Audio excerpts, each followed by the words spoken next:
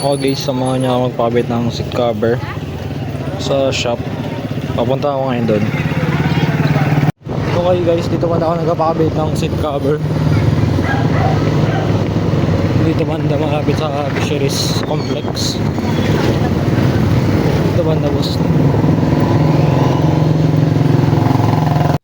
Dito guys, tamang hintay lang muna tayo. May nauna kasi sa atin.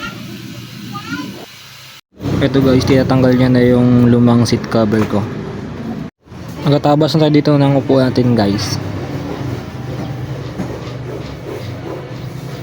Dito naman guys, naayos na yung tabas natin para maganda yung tindig natin upuan guys. Sinusukatan na dito yung upuan natin kung pantay. Dito na, maangas na siya dito.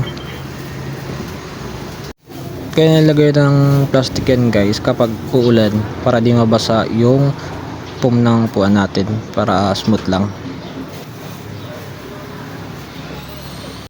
Ito guys, kinakabit na natin yung seat cover natin. Nabili natin sa TikTok shop.